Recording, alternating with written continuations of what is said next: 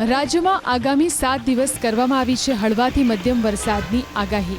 એક સાથે 5 સિસ્ટમ રાજ્ય પર સક્રિય થતા 7 દિવસ વરસાદી માહોલ રહેશે યથાવત।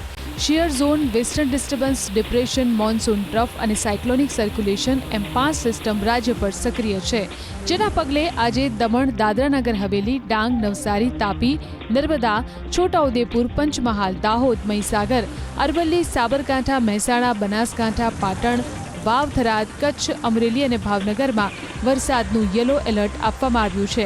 આટલા જિલ્લામાં ગાજવીજ સાથે હળવોથી મધ્યમ વરસાદ વરસશે તો આવતીકાલે મહીસાગર, દાહોદ, છોટાઉદેપુર, નર્મદા, તાપી, ડાંગ, નવસારી, વલસાડ, દમણ અને દાદરાનગર હવેલીમાં ગાજવીજ સાથે હળવાથી મધ્યમ વરસાદનું યલો એલર્ટ આપવામાં આવ્યું છે।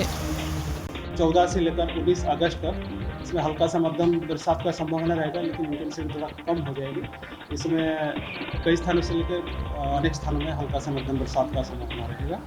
और जो सौराष्ट्र कच्छ में आज कई स्थानों से इक्का दुक्का स्थानों से लेकर कई स्थानों में हल्का से मध्यम बरसात का संभावना रहेगा अगले 7 दिन के लिए।